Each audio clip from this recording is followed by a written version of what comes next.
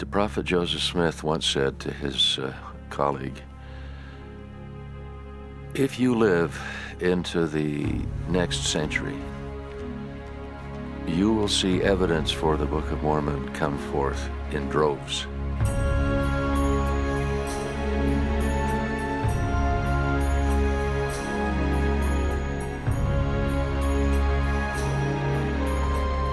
The story of the epic journey of Lehi and Sariah begins in this place in Jerusalem.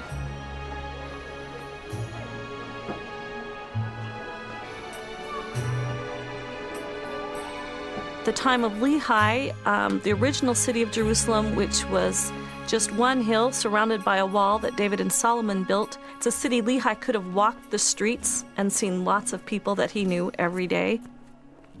They had the temple as the focal point where they could go and offer sacrifices and join in prayers. This pool was here in the days of Lehi and Sariah. It was an essential source of water into the city. One of Sariah's tasks would have been to draw the water every day to bring to the family. And there's one spring in Jerusalem, the Gihon Spring, and the water's tunneled from the Gihon Spring to the Pool of Siloam.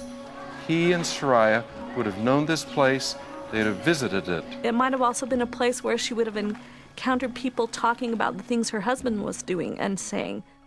Lehi's family was a prosperous family in several ways. They had flocks and herds. They had a home in Jerusalem. They had what they call the land of their inheritance, designated land that was theirs. And they had wealth, including silver and gold and precious things. Lehi found out not long after the Book of Mormon opens that he was of the tribe of Manasseh. Now, Manasseh was a tribe that belonged originally to the northern kingdom, which of course had been carried off a century or so before the opening of the Book of Mormon. So it seems that Lehi and his family are to a certain extent outsiders, and that Laban was probably a kinsman of Lehi. That's why he had the records, specifically the records of Joseph. They were children of Joseph, and the Josephite record that was being kept on the brass plates was in the possession of Laban. Having them would, of course, be a great status symbol as the leader of the clan or something like that. He is able to command 50 soldiers within the walls of the city of Jerusalem, which means that he is a military officer and a very high-ranking official.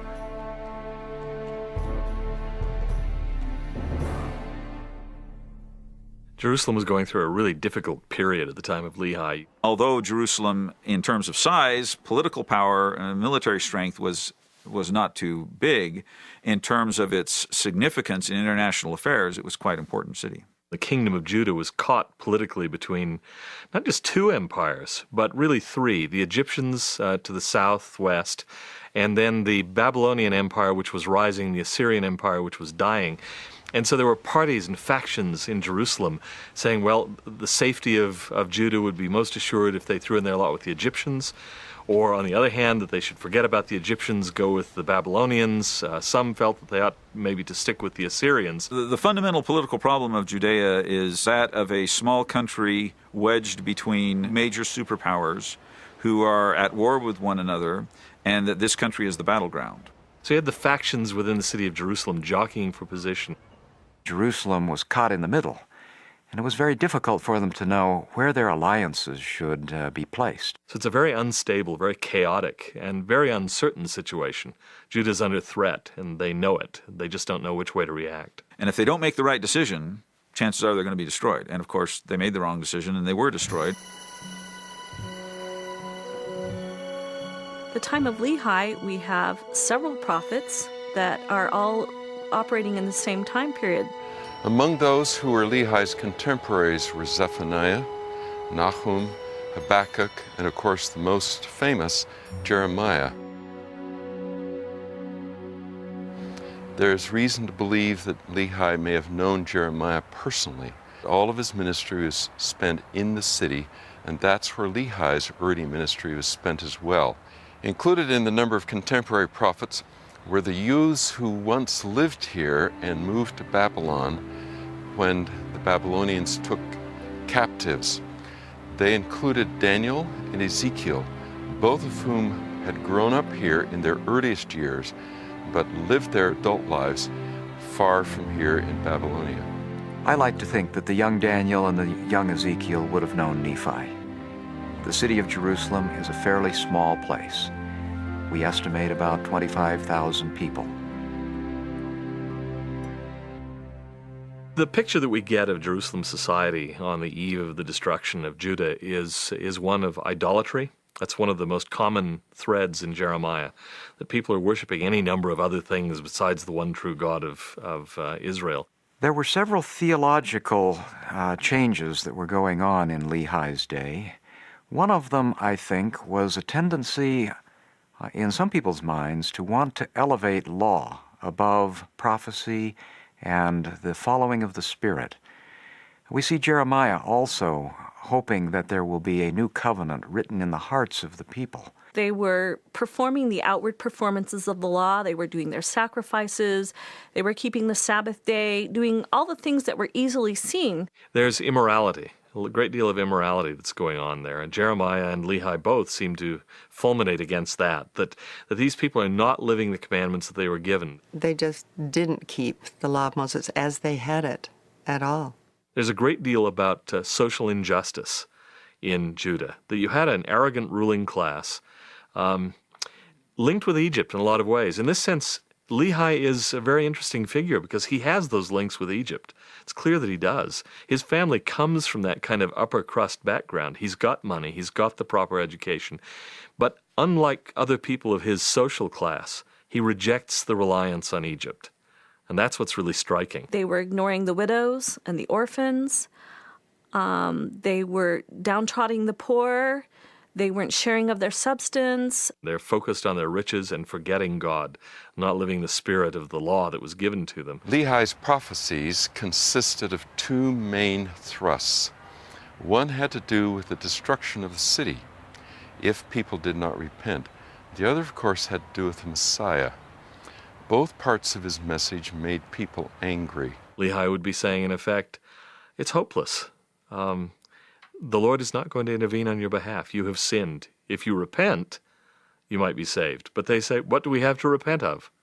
You hear that from Laman and Lemuel, his sons, who seem to be representative of the opinions of the ruling class at Jerusalem, who say, we know that they were a righteous people. People in Jerusalem were good people. Jerusalem's not going to be destroyed. The general setting of Jerusalem in its ancient Near Eastern context was one of great vulnerability. Even though people in Jerusalem tended to be overconfident about their views that God would deliver them again in the future, as he had on other occasions in the past. Jeremiah basically said, you're past the point where repentance is going to do you much good, unless it's really drastic.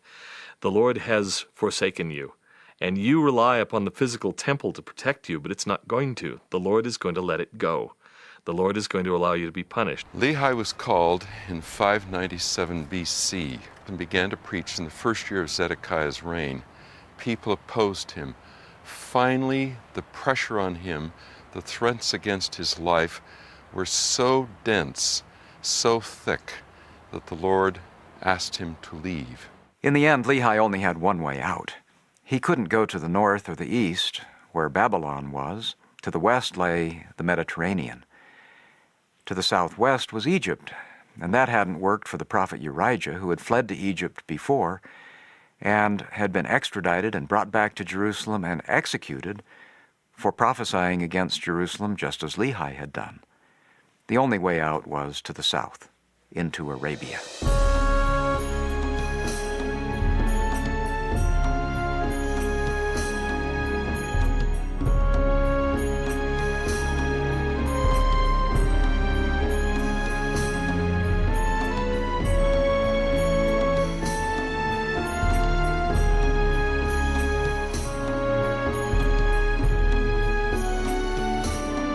One of the possible routes that Lehi goes takes him down by Arad, where there are still the ruins of a temple.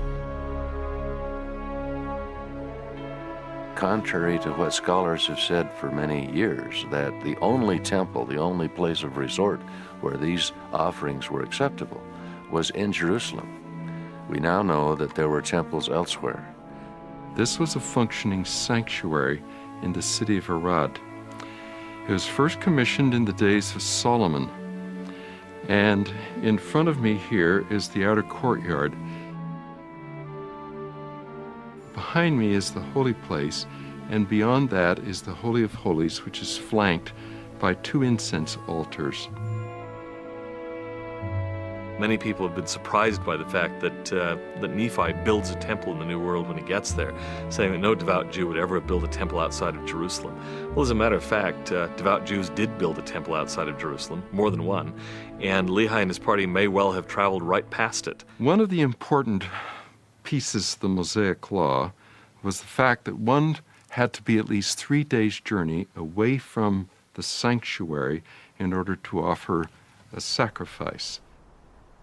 That seems to be the reason why Nephi sticks it into his narrative, making it clear that he and his family had gone far enough away from the sanctuary that his father could offer sacrifice and still be in conformity with the Mosaic Law. When Lehi and Sarai were traveling south, they passed the mines of Timnah. In time, Nephi and other members of their party would have passed this spot no fewer than 5 times.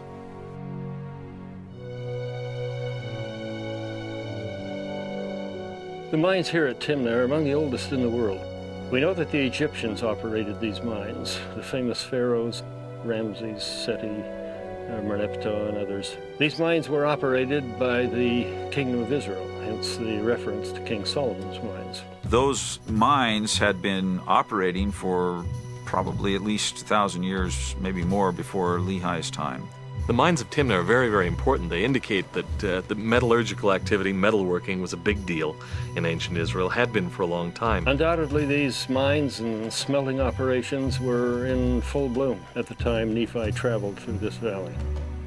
He may very well have stopped here on his travels between the Red Sea and Jerusalem, a journey he made 5 times.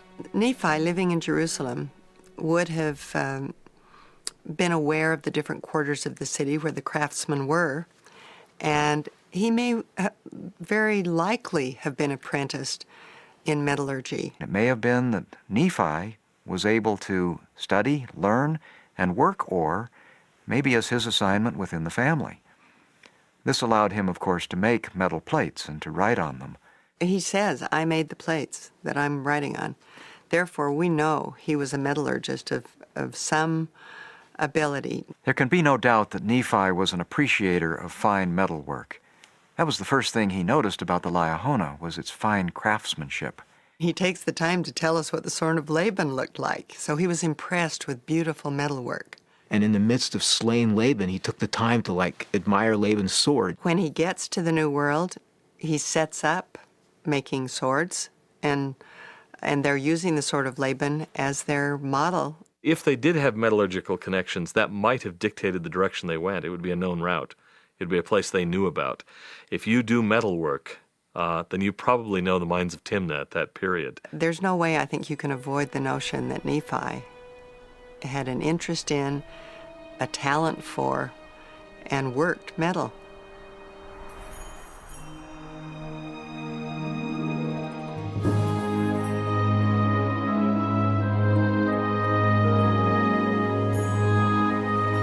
Some 75 miles south of Aqaba, within 3 days' walk of the city, there is a valley or a deep canyon which cuts through the granite mountains that run along the Gulf of Aqaba. And in this place there is a valley whose sides reach to 2,000 feet in elevation above a person. In the bottom of this valley runs a stream. Those who have been there have gone there at various times of the year and have determined that the stream runs year-round. This place, called Wadi Taib al-Ism, looks like the best, perhaps the only candidate for the first camp of Lehi and Sarai. When Lehi offered sacrifices at his base camp, it says that he built an altar of stones. That's precisely in accordance with the altar law that we find in Exodus chapter 20. In gratitude and in the spirit of a thank offering, they build an altar and offer up sacrifice, showing that the temple understanding was deep in their background. I can't imagine how wonderful it was to have those ritual ways to worship together as a family, to say to the Lord in that way, we are a family and we come before thee in gratitude. That was for them the most eloquent expression of thanksgiving for deliverance and for divine blessing. When we read of this family, the insularity of it, the just being together in everything they do, it's hard not to be envious. The altar goes all the way back to the beginning of the Pentateuch. The altar is itself a mini temple. And the spirit of somehow acknowledging that our nourishment ultimately is from God, all kinds of nourishment, physical and spiritual, and that to say so in prayer in this mode is to bring a blessing into the act itself.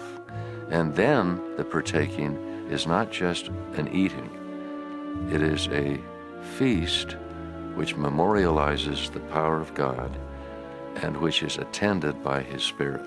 And that is a sacramental act.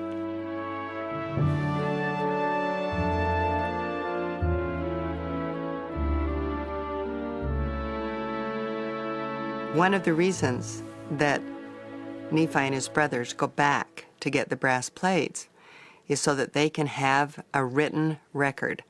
And they know that they can't teach children a language without a written record. Lehi is not only the prophet of this people, he is in residence. He is their patriarch, he is their father, and they gather around, they worship together, they offer sacrifices together, they study the brass plates together. One of the most exciting parts of the Book of Mormon is when the brass plates are delivered to Lehi. He opens them and begins to read. Lehi is in the image of what the brass plates taught them about the ancients and about the chosen family of Abraham. And the role of patriarch for Lehi is the same. And he gets excited when he realizes that he can read his genealogy there. He can read about his fathers there. And of course, that's a record of Josephites because his father ultimately is Joseph. We are to come out of Babylon, which means both confusion and darkness and even idolatry, and not even touch, as it were, the remnants of that. Cut off, literally cut off.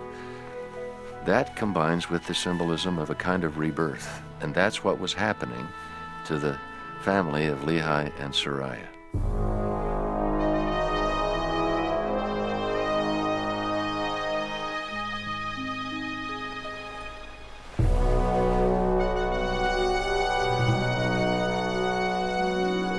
It's impossible not to love this story.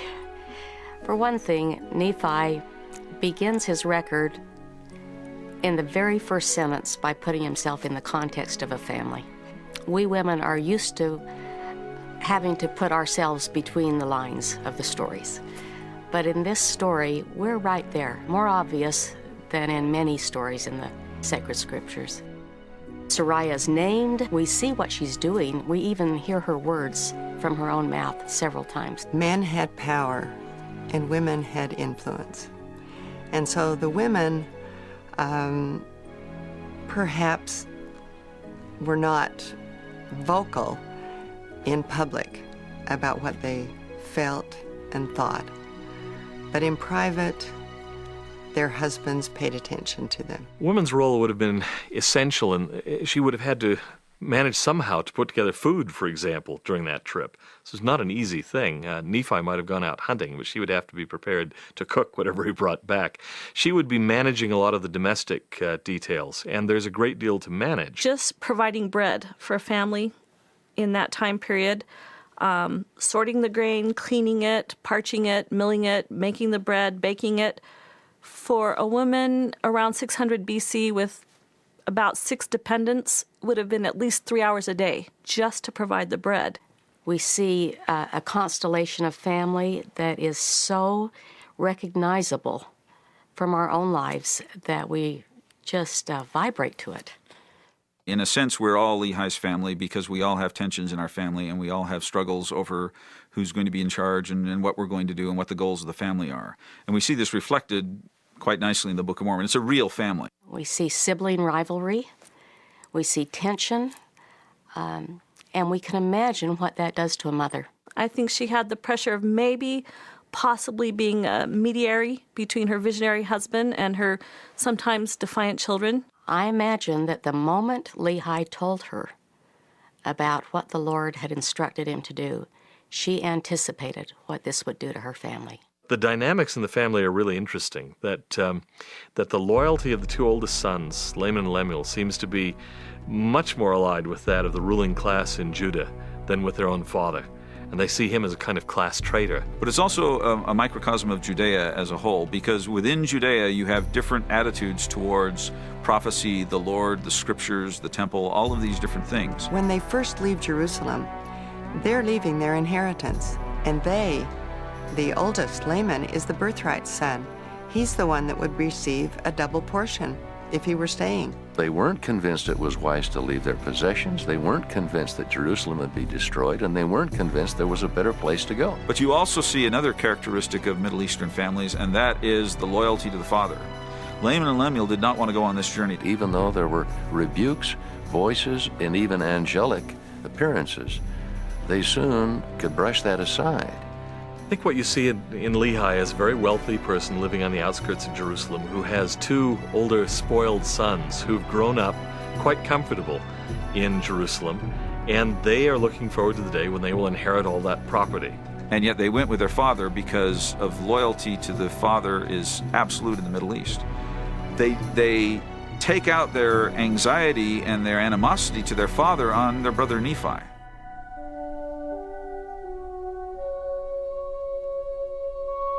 A patriarch cares not just for a large posterity, but like Abraham cares that they be like the stars in merit and worth and blessedness. What they see in their father is he suddenly betrayed their situation. He's become this religious fanatic who's going to take them away from the place that is rightfully theirs, deprive them of all the status and the comforts they're used to. Lehi, Nephi says, plead with Laman and Lemuel, quote, with all the feelings of a tender parent.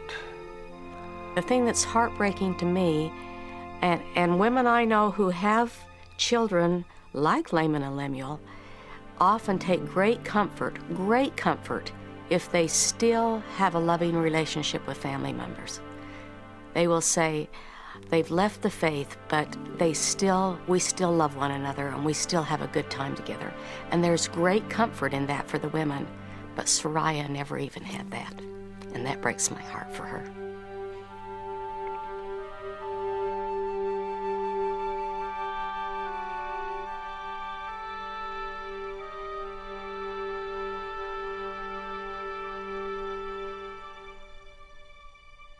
Nephi himself, who appears almost flawless, acknowledges in later chapters that he himself suffers with his sense of weakness and even unworthiness.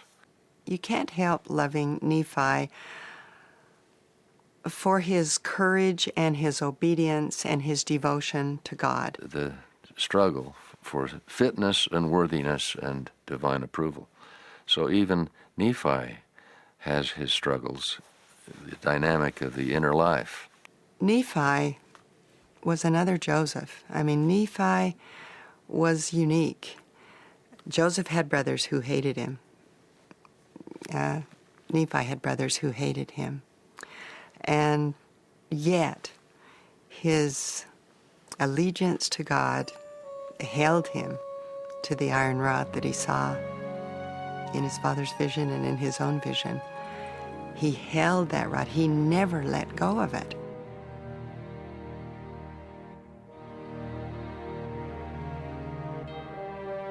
The Book of Mormon begins with a family, but more precisely with a couple, Lehi and Sariah. Family dynamics were really interesting in Lehi's family as they traveled along. For instance, they are sent back to bring Ishmael and his family back so they would have his daughters to provide wives for Lehi's sons.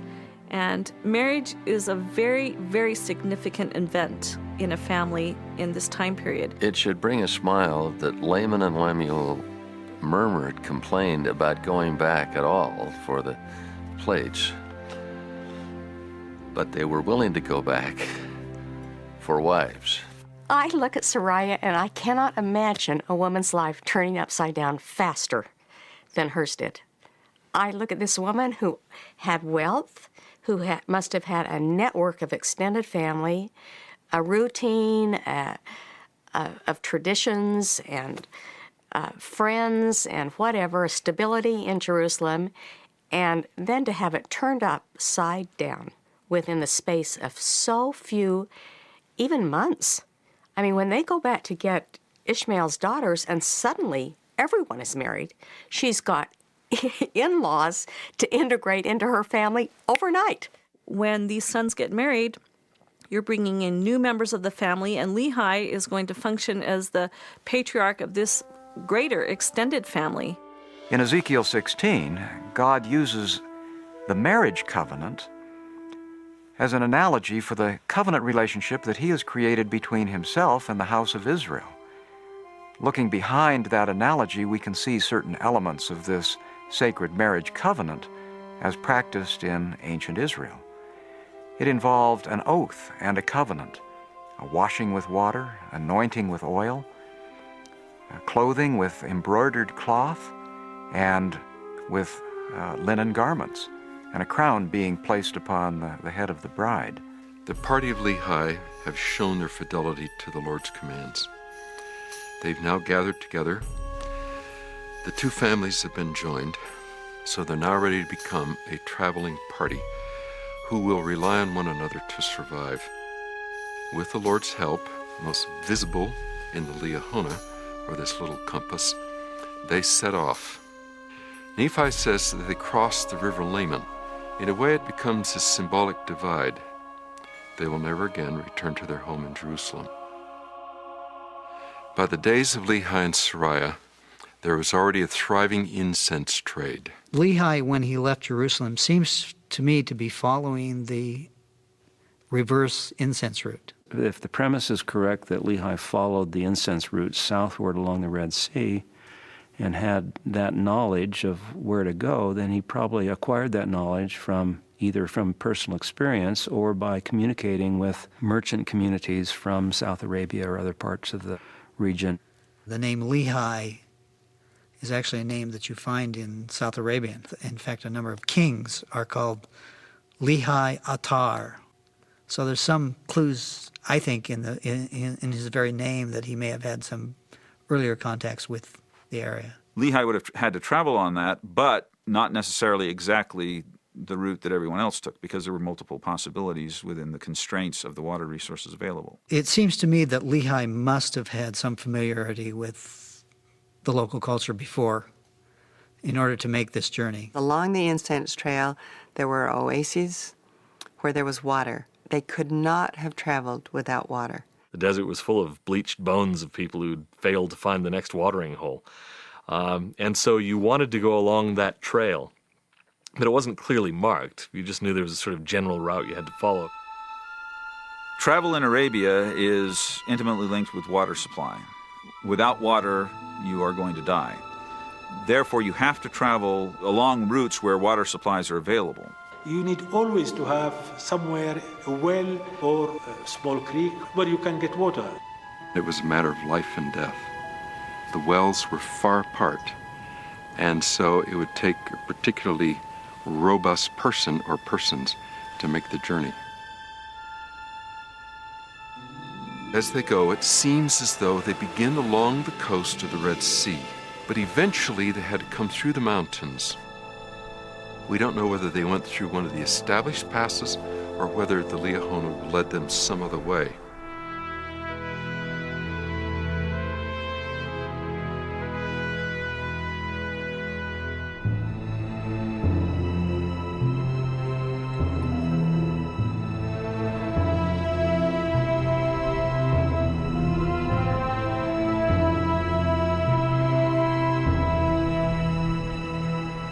Ideally speaking, each family has its own tent.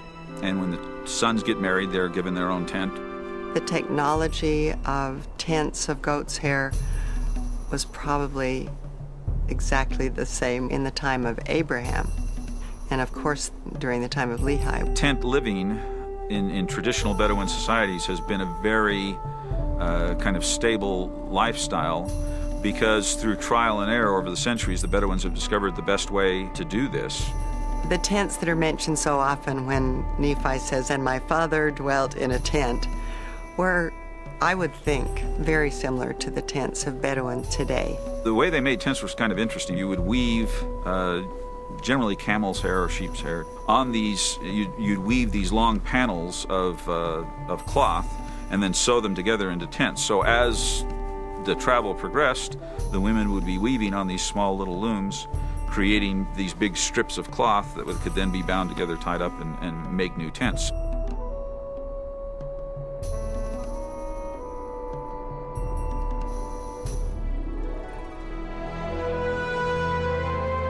Even though camels aren't mentioned in the Book of Mormon, it's almost certain that that there were camels along on the trip with them. Camels are actually browsers.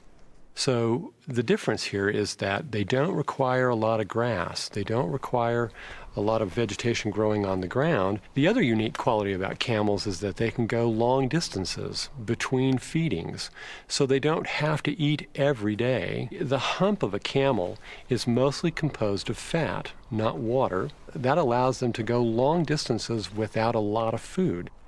So the idea being, if you arrived at an oasis in the desert, you would spend some time there. You wouldn't hurry away from the oasis.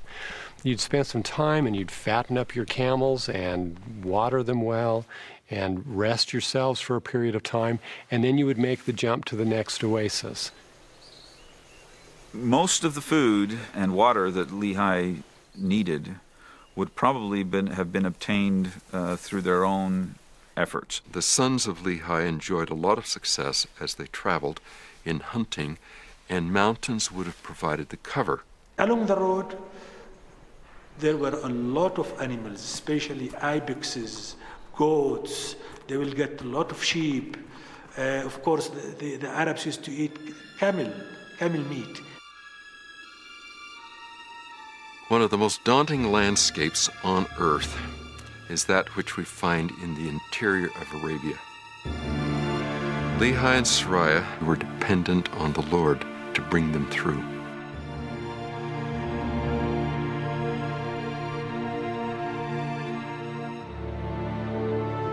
I believe that it took them about a year to go from their first base camp down to Nahum. The reason is because that's when Nephi mentions the birth of the first children.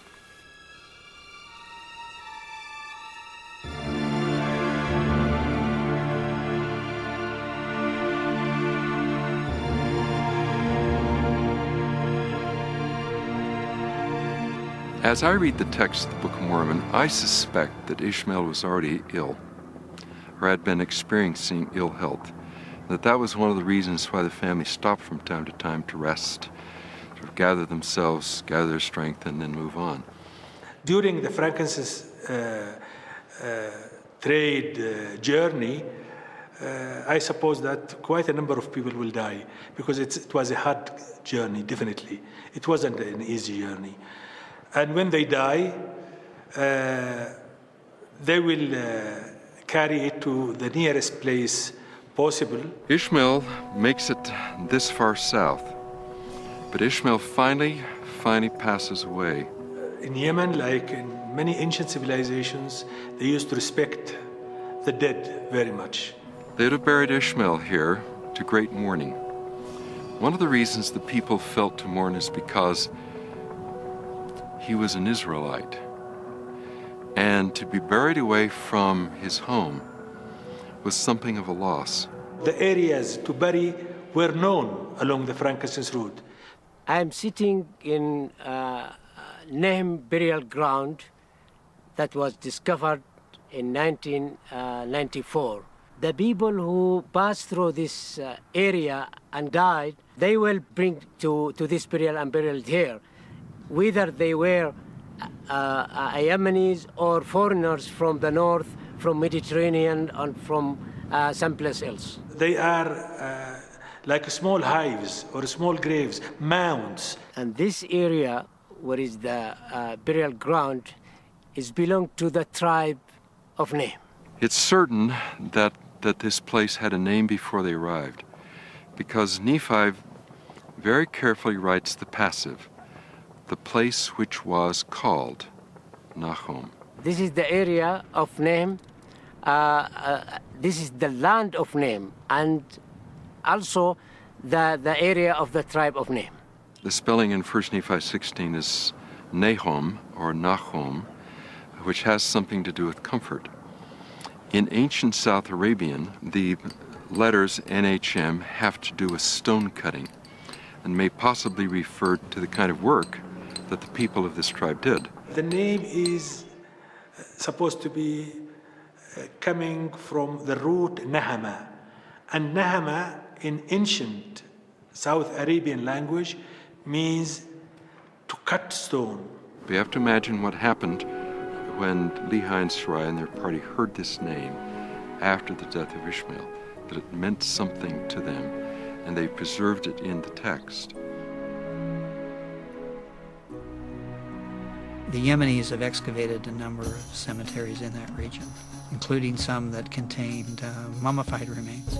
The mummies that we found here in Yemen were pretty differently from the ones in Egypt. The knees are not straight like the Egyptian, and also they covered all the body inside very nice leathers.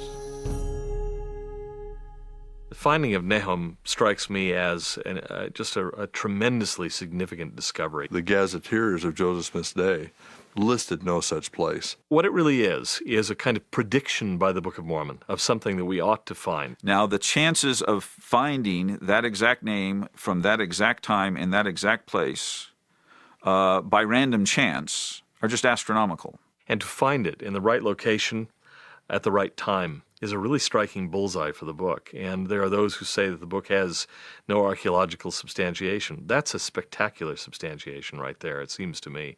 Something that would have been unexpected, that it's so unlikely that Joseph Smith could have woven into his story on his own. The Book of Mormon has made a complex prediction, and modern archaeology actually confirms that prediction. It's a direct bullseye, as precise as you could wish it to be. There are inscriptions from the Temple Baran at Marab that date to the 6th century BC that talk about individuals from Nahum. So the region was known at the time of Lehi and was called that at that period of time. The temples that were uncovered there are actually from Lehi's own time frame. But then to find the altars with references to Nehem on them, dating from 600 BC, was just spectacular. Certain ruins or remnants of that temple were uncovered, including 3 altars, all of which carried this inscription, Nahum. You couldn't have asked for a neater proof that the name was there in the right place at the right time, when it was supposed to be there for Lehi's group passing through. The witnesses tell us that Joseph didn't even know that the city of Jerusalem had walls around it. Well, if he didn't know that there was a wall around Jerusalem, he certainly didn't know that there was a city or a site out in Yemen called Nahom. The idea that Joseph Smith, for example, was really well versed on pre-Islamic Arabian geography or customs in the desert seems to me so ludicrous as to simply be beyond belief. One has to ask the question, how could Joseph Smith possibly have known Nahom? When the Lord asks you to do something, He doesn't give you the whole timetable and the whole plan and the map and the itinerary, and it's just one step at a time. When the daughters of Ishmael mourned the death of their father and buried him at Nahom, it was a strange land. If you're disposed to be doubtful, dubious, cynical about this sort of thing, and now you're out there and you're actually paying a price, it's not merely uncomfortable, but people are dying. With the death of Ishmael, there would also be a choice in coping, just like with any of the events. They could have coped by murmuring and the divisiveness, and then the, shall we plot to kill somebody and have our way? Or there could be, I'll go to the Lord with my sorrow, which is the other way. But everybody has a choice, and they made different choices with it. And they're asked now to walk away. It makes me want to cry from their father's grave.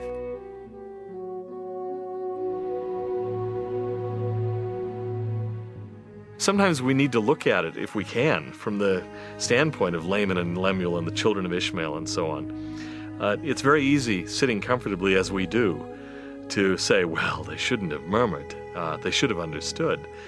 But how would we feel being taken away from our comfortable home, led out into the middle of nowhere by a visionary? And we find ourselves starting to pay this really high price for it. So they mourned, and it would have been a very difficult time for them. And then to leave, to go away from that place, never to return again, would have been very difficult because they were tied by their religious practice to the graves of their ancestors.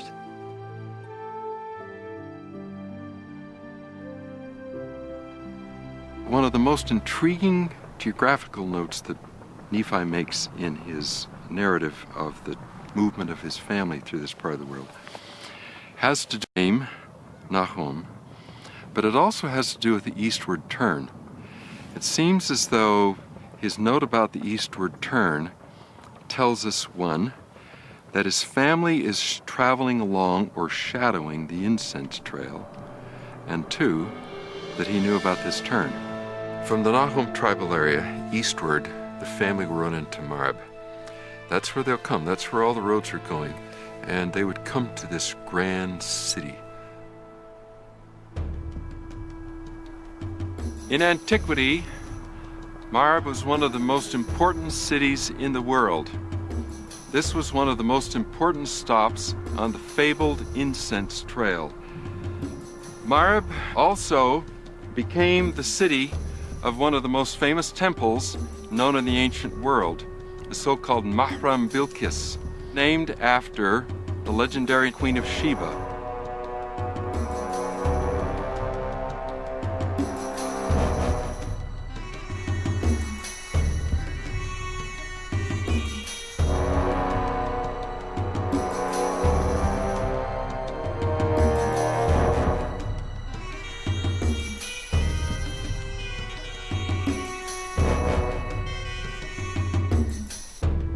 Now, Moab was able to become a major urban center because of its practice of damming and irrigation. The Moab Dam is one of the most famous ancient monuments. In fact, some people have thought of it as the eighth wonder of the world. Its verdant character kept the population intact and made this a major stopping center for all of the traffic that came through this part of the world.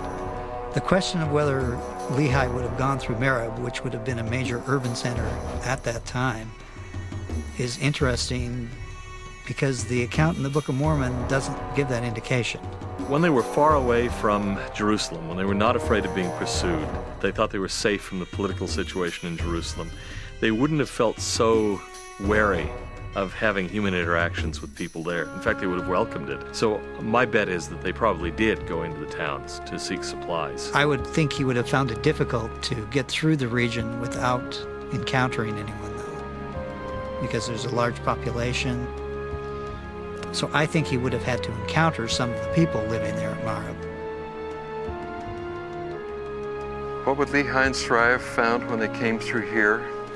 The dam probably wasn't finished by then, but it would have been finished enough that this area of Moab would have been a thriving green place, much like in Lehi's dream when he finds himself in the field with a tree.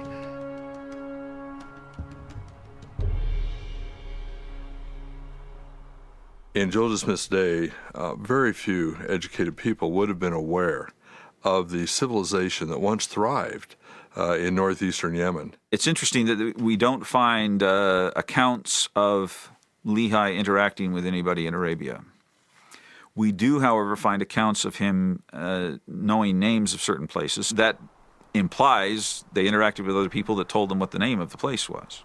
I think it's very doubtful that Lehi went the entire length of the frankincense trail without encountering people. Although he wouldn't have encountered very many. We shouldn't be thinking of it as a fairly densely populated area, but you would have run into some from time to time.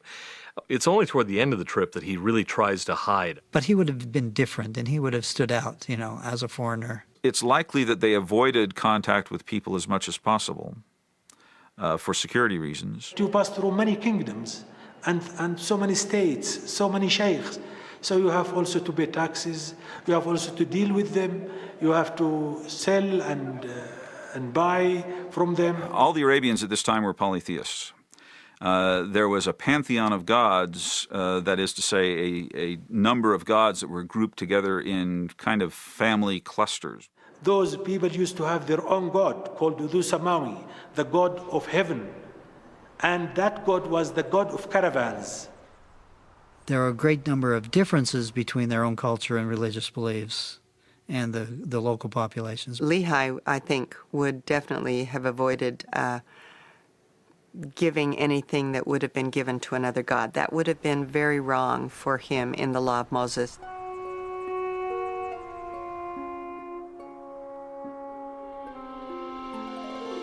When the family leaves the Marib area, they could go straight eastward, but it's a daunting task to go that far without water. Instead, I believe, they turned southeastward towards Timnah. This is the gate of the city of Timnah. Here is the temple of Timnah, of the people of Timnah, and called the temple of the god Am. Timnah was the capital city of the Katabanian kingdom. It was a main stopping place for caravans that came from the east. There were laws which governed their entry, and they're actually inscribed right here on the sides of the entry to the city. Did Lehi and Sariah and their party pass through this area? In my opinion, yes. I think it's the only place they could have come and been able to get water. That's the key thing on this journey.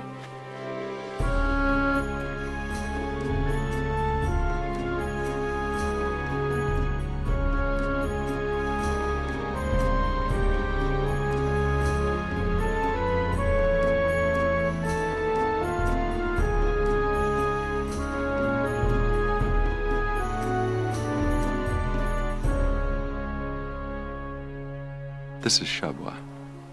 Pliny the Elder, who lived in the 1st century AD, said that this city possessed 60 temples. This place flourished because of the incense trade. It was wealthy. People here had a lot of goods. Beautiful buildings arose. Nephi describes that his family turned nearly eastward. And from the tribal area of Nahim, and also from Marib, Shabwa lies in an eastward trajectory across the desert. I fully believe that Lehi and Sariah passed through here. The city would have been a hub of activity. Had they come inside the city, they would have found it full of life.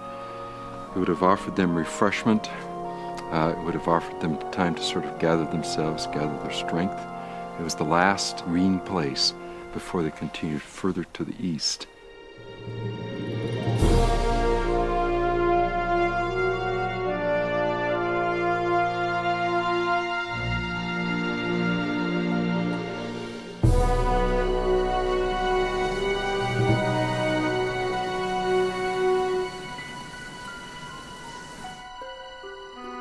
As soon as the party leaves Shabwa, they leave safety. They leave security. There was a certain reach of the government of Shabwa, but soon the family is beyond that into uncharted territory. This seems to be the toughest part of that journey. I don't know what the conditions in Jerusalem were to bear children, but they must have been significantly better than on the road. Nephi mentions how brave and wonderful the women are, how they're able to give suck to their babies, how they can walk, how they're stronger, and how they're not complaining, which is unusual when you think about here they are entering the worst part of their journey, And Nephi pays tribute to these courageous women. When they said our women became strengthened, I thought, thank heavens, they would have been dead. I cannot imagine this kind of a life. These women who are led into the wilderness, already some of them involved in motherhood, Sariah among them, these women had to, first of all, conceive and gestate children in the heat of the desert, but also to carry, both in their arms and inside, children. If you've got a bunch of little children, it simply multiplies the amount of time it takes to do any task, as anybody who's traveled with children knows. Every time Laman and Lemuel do something and we say, oh, these are the bad guys, I think, look at it from their point of view. If they're good husbands, I can see they're feeling protective about these women who are bearing their children and suffering. And this is tough.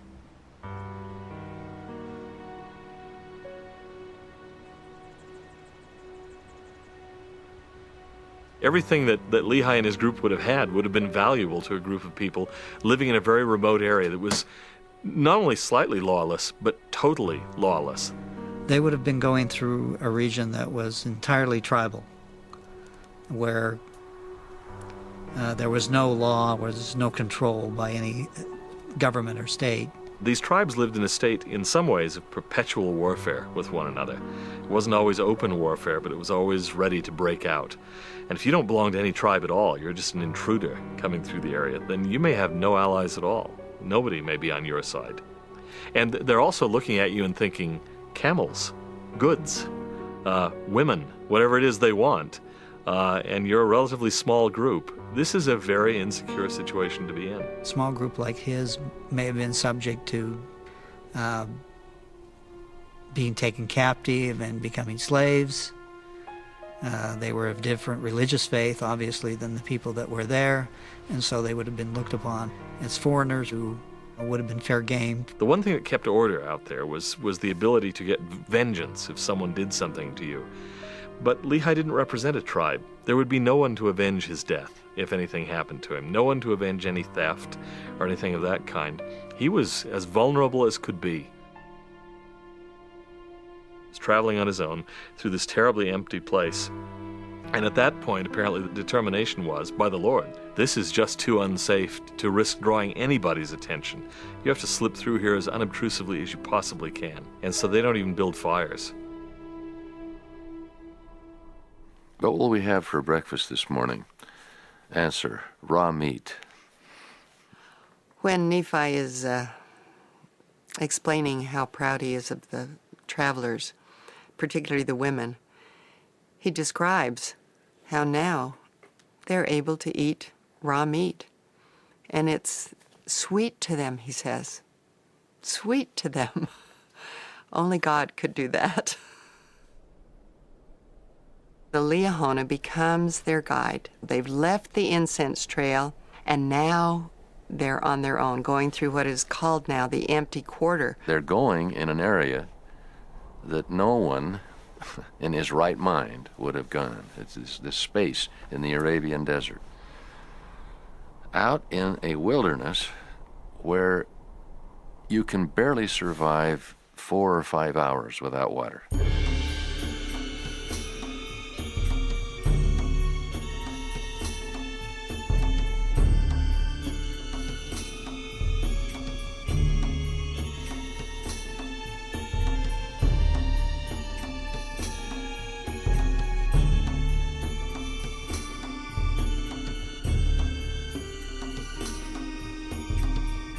This is the Rub al-Khali, the empty quarter. It lives up to its name because of the lack of vegetation in this part of the world. The heat is terrible. We can hardly imagine it. Constantly sapping your strength, dehydrating you, is a truly terrible thing. And the temperatures rise to very, very high levels. You deal with the threat of sands, which can kill also anybody or cover anybody under the sand. And when they come very strong. Sandstorms would be terrible. They're not just minor affairs. They can be choking.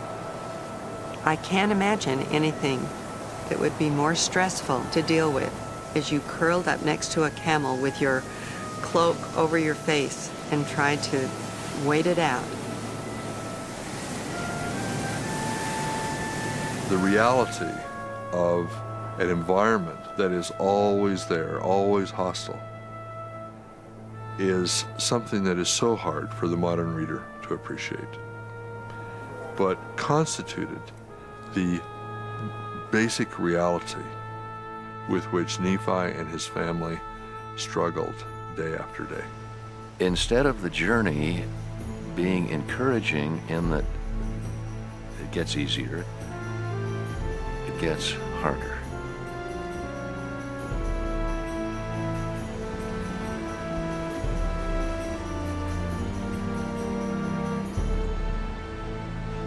We often say it's darkest just before the dawn. We sometimes think that some of our greatest blessings come after some of our most difficult trials. This was exactly what happened at the end of this desert journey. That's probably where Nephi's character, Sam, Jacob, Joseph, Lehi, Sariah, that's where they became burnished. This desert crossing was a furnace of afflictions. I think that this was the place which tried the souls of people and proved them, whether they are on the Lord's side or not. Some of the members of the family did fine. They swallowed their pride. There are others who couldn't, wouldn't, and for them, this must have been a horrific trial. One cannot blame, in a way, members of the family who came through here and saw nothing but heat, sand, flies, scorpions.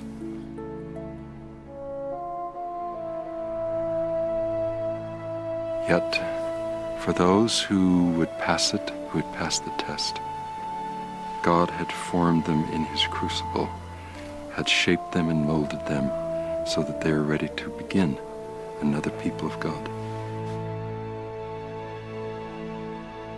In Joseph Smith's time, the entire educated world, Europe and America, believed that the Arabian Peninsula was just one big desert that went from one seacoast to the other. And for Joseph to describe inland routes of travel, but especially fertile places like the Bountiful that he described, was really quite foreign to what would have been expected and extremely dubious. So to find places that look just like that turns out to be really quite remarkable. In this satellite photo of Arabia, one sees one little green band of vegetation. That is the Dhofar area of Oman. It lies almost exactly east of the Nahum tribal area. Within that island of greenery on the south coast of Arabia is Bountiful.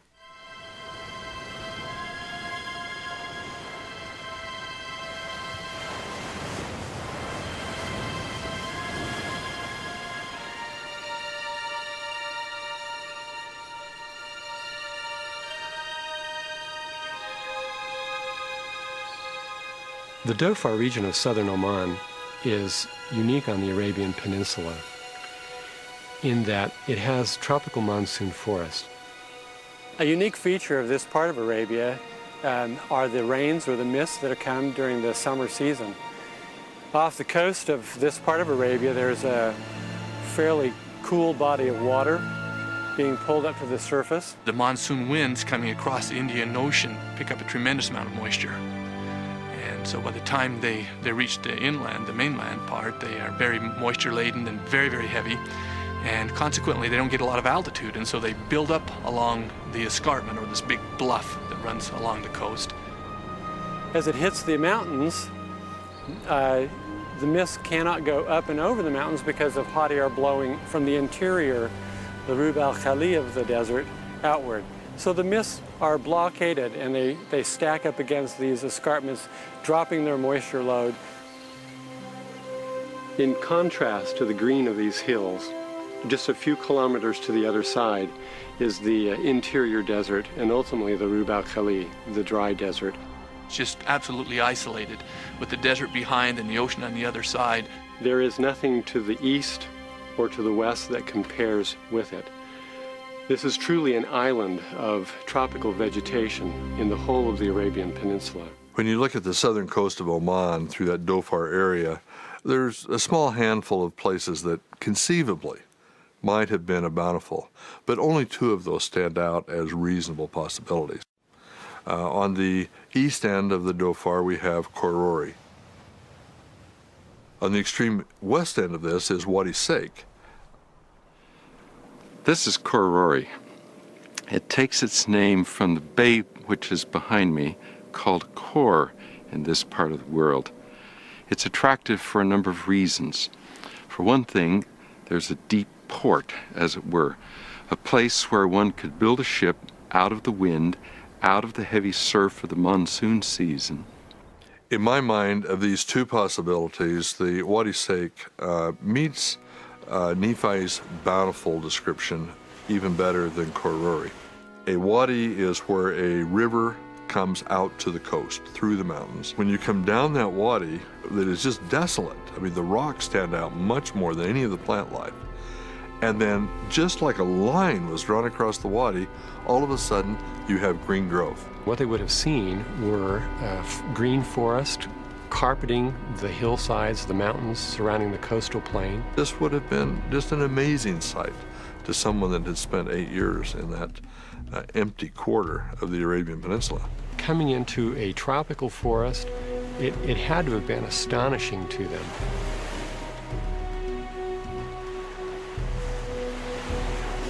Nephi described this area as being bountiful because of its abundant fruit and honey. I saw 2 different types of species in the grape family growing up over vegetation in that area. This country is rich in both dates and figs, and in the mountain tops there are olives. We have things like wild cucumber and wild melon, and other wild gourds that would have been very edible at that point in time. There was a native type of natal plum. There was jasmine growing, wild jasmine, and that was one of my favorite finds. There's a little milkweed pod that grows very commonly within the Dhofar region, within the forest, that the native Jabali relish. And they are very good. They taste like young pea pods. Pistachios would have been the main nut that you would find in that region. Citrus and most likely limes would have been cultivated at the time Nephi was there, so he would have had citrus fruits as well. The species diversity is unreal in that region. So there's a whole variety of fruits that would have been present at the time that he would have had easy access to. The cold waters that come to the surface are nutrient-rich and supply a wide variety of seafood. In the escarpment mountains up here, there are, in the cliffs, there are cavities in which there are honeybees that nest. The wild bees would build their hives often in the face of the cliffs of the escarpment. Based on the vegetation, there appeared to be quite a few things that looked bee pollinated to me. Making honey requires vegetation. It requires plants that depend upon bees for pollination. There were many of the species that were producing copious amounts of pollen and also copious amounts of nectar. The abundant wildflowers here led to a lot of honey being produced. And even today, the natives, the local people, will scale down the cliffs with ropes and gather the honey out of the caverns. Nephi's description of Bountiful as being fruitful, as being a land rich in honey, absolutely accurate.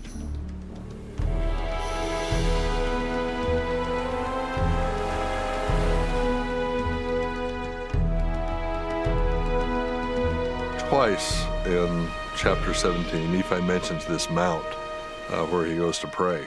It would be climbable in a couple of hours, but yet is very distinctive as a place to go. Nephi tells us at some length about the difficulties he has with his older brothers. As he says in the text, they tried to kill him by throwing him into the sea. There must be cliffs, rocks with waves dashing in to make this a way to kill someone. Those cliffs are about 200 feet, and there is a residential area right at the top of the cliff. So not only do they exist, but they're very handy to a place where people might have been standing while they were arguing.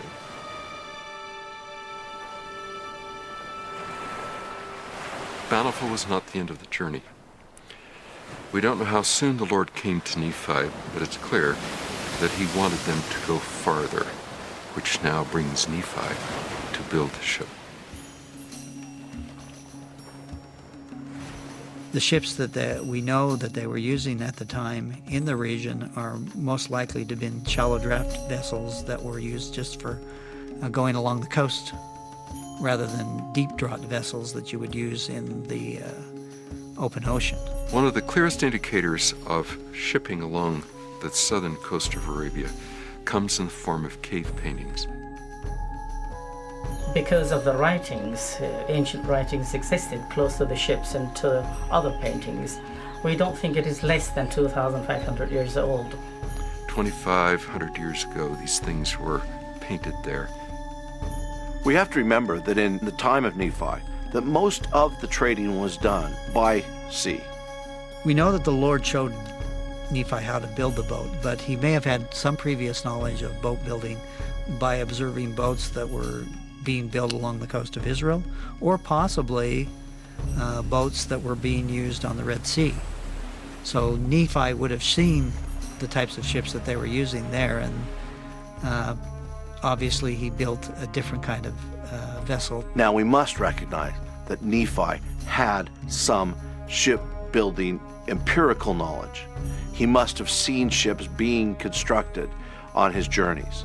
Nephi's statement is always intrigued me, where he said that he did not build his ship after the manner of men. Clearly, he had seen shipbuilding. The ship, as a technological device, was the greatest technology that man could build at this time, or any time throughout man's history. What a feat it was for him to actually undertake this.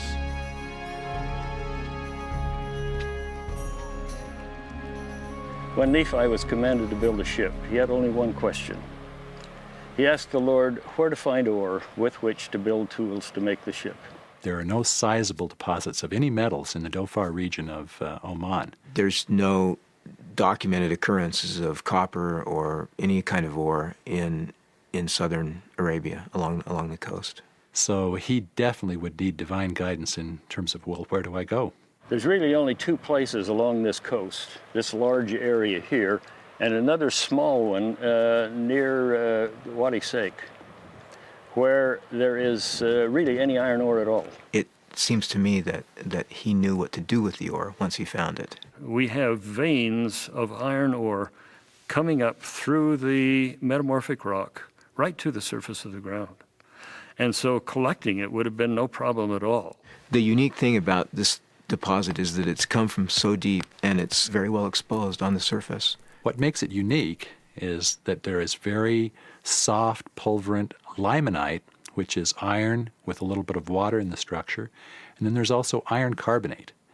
This is remarkable because by having those two things occur in the same rock, you have an iron ore that is much more easily smelted. Near the surface, that iron carbonate will break down or weather to form iron oxide. And iron oxide is the desirable ore. I have never seen any ore, any iron ore like this, any place in the world. To me, the Lord did everything possible to make this easy to use. This was the ideal mixture for a layman.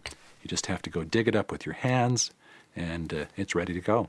The iron ore is highly concentrated, and so not only would it have been easy for him to see and collect, it would have been easy for him to make a tool from these raw materials. You could collect enough iron ore in a matter of a few minutes to make all the tools you would want. The shaping of the iron into the actual tools would simply involve a process of heating and reheating and pounding with a hammer until you got the shape you wanted. Once he reached the New World, he talks about various kinds of metals that they worked and that they were there in abundance. So Nephi was definitely interested in geology, finding metals, metallurgy, making things. I think he must have been very skilled. The blacksmiths of the early West did exactly what Nephi did. The fact that in Bountiful there are these two ore deposits is amazing to me. And the fact that Joseph Smith had no way of knowing that.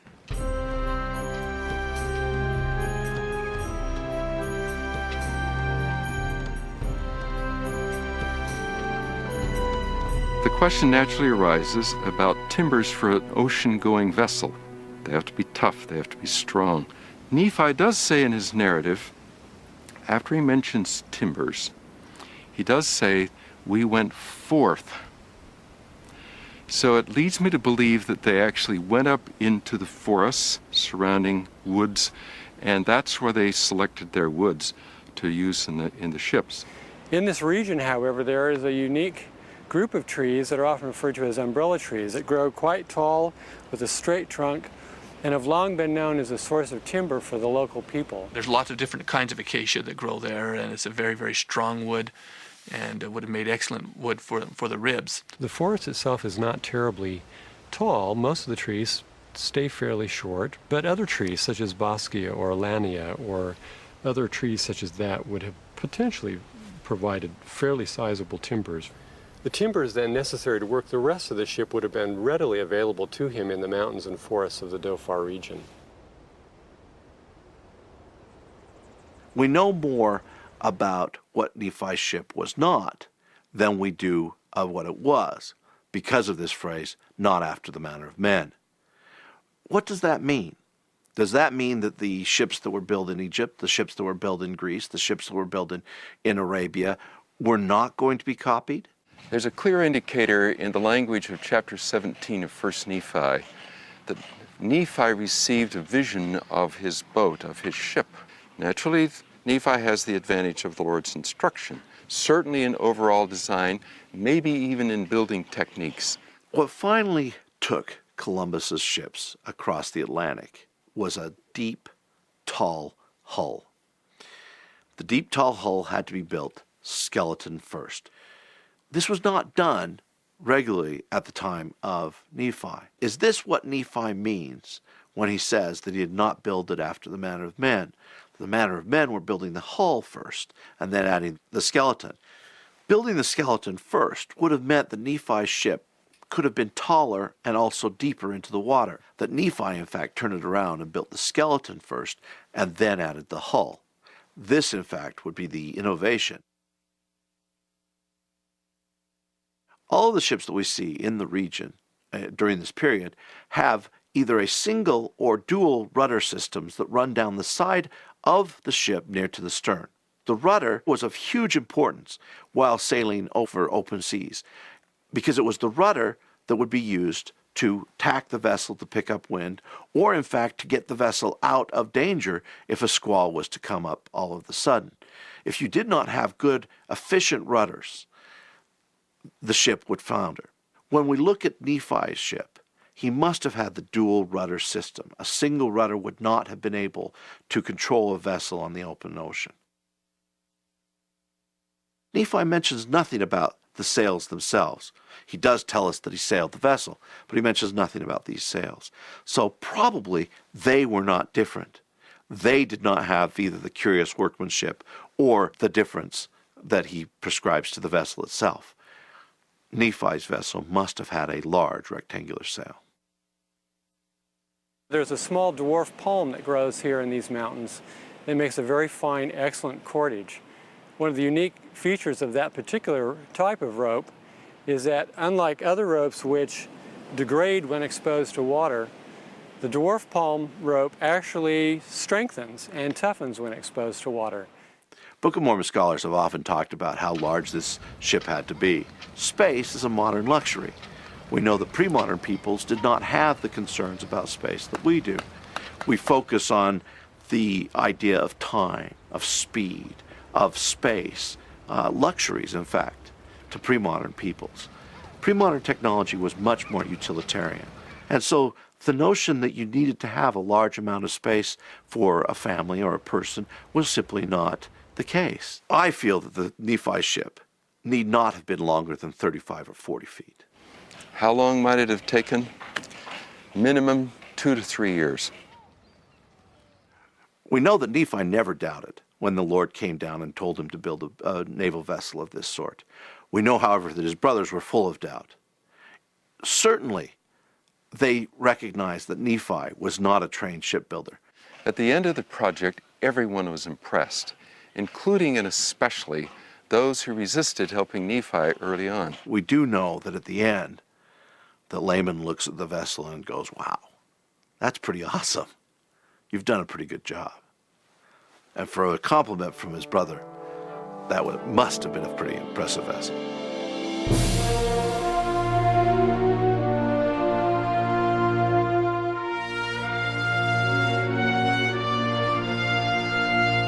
It's an interesting transition to see that transition from Lehi the prophet to Nephi the prophet, because it seems very smooth. We don't see him turning over anything. We don't see any formal exchange. Nephi's own wonderful personality makes it possible for him to take the laughter of his brothers and the derision of his brothers. You build a ship? What do you mean? And just moves through, just does what needs to be done. Nephi is almost unreal. You cannot even imagine time after time. Every time he meets anything, he just blossoms before us. He's almost miraculous in the way he meets challenges. On the ship, when his brothers tie him up and threaten to kill him, his faith is like a light. I mean, it cuts through all the darkness of his brothers. And he's so loving, he is so kind, he's so forgiving. He's the Joseph kind of example. And being a son of Joseph, that makes perfectly good sense. There is not one instance in any of their interactions where they are not pointing everyone toward the Lord.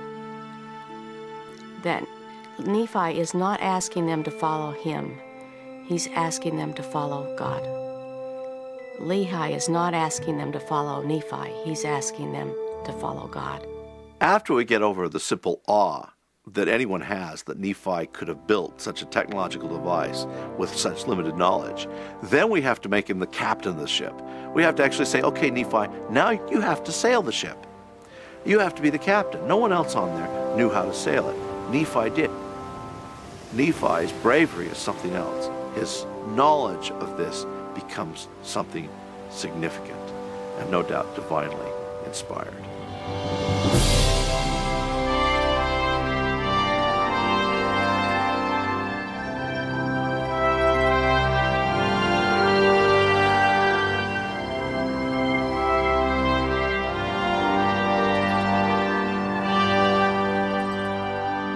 When they left the Arabian Peninsula, the land of Bountiful, if they followed the course that later Arab sailors followed, they would have gone virtually straight east across the Indian Ocean. And that required that it was during the season of the monsoon, when winds are from the south but veering over toward the Indian Peninsula. Nephi no doubt kept close to shore when he could. This was not something that was just tradition among shippers. This was used for safety and also used for resupply purposes. You come to a strait around Sri Lanka. Then you go in the eastern part of the Indian Ocean over to the Thailand and Malaysian peninsula. The biggest problem they would have faced in the oceanic journey was probably water supply. Did they stop on the way? Surely. Why go without water when you can go ashore and get it? And also give the kids a run on the sand. They may well have fished, of course. You'd expect them to fish on the way. Fish is a very nourishing food and a lot of water in it. They might get some water from tropical storms, but that would be unreliable. Ships did not move fast. They didn't need to move fast. But they did need to resupply. Speed and time are modern concepts. Again, Nephi didn't need to hurry. He wasn't being pressured to do this.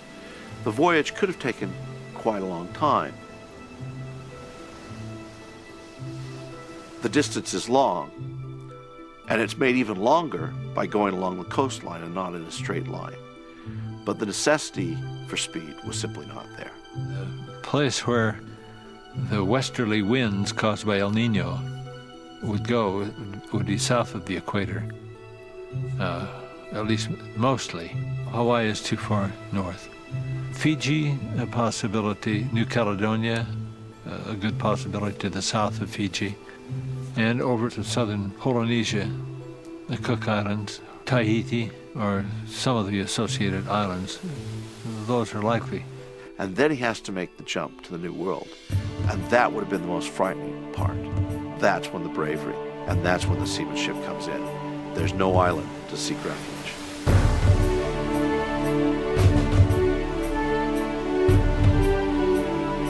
My view is that they landed on the coast of Guatemala, possibly El Salvador, but I can't come any closer than that.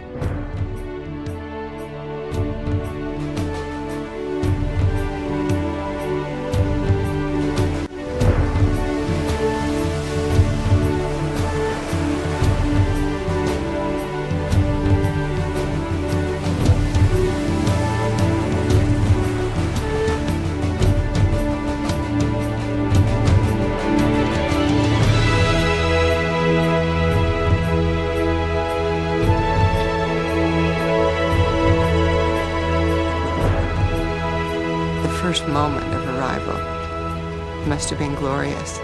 They knew they could build temples here. They knew they could establish themselves, live the law of Moses much better than the people in the Old Testament ever figured out to do it after they left, and welcome the Savior of the world. All who have the Book of Mormon owe an incredible debt to Lehi, Sariah, and their posterity. Their history becomes a tool in our lives to get through our wilderness, to find our way back to the tree of life that Lehi saw. We all live with a mixture of joy and sorrow. That's what this world is all about, and that's why this tale is, in some ways, a tale of all of our lives, all of our journey on this earth. That there is opposition in all things, but we're not to be overwhelmed by the sorrow. There is joy. There's inspiration for us in that, I think, too, that that you have to believe what the Lord says, you have to believe His promises, you have to act on them, and then the result of that is tremendously great blessings. The spiritual message of the Book of Mormon, of course, overrides and undergirds everything else. That is its central point, and it comes to sharp focus on the risen Christ. For He is the one who is the driving force behind the entire record. How a young boy, a young man like Joseph Smith could ever have painted a picture as rich as this family and their journey, it's just impossible. This came from the Lord. The last testimony he bore on this earth was in Carthage jail to the guards. And what did he bear testimony of? The Book of Mormon.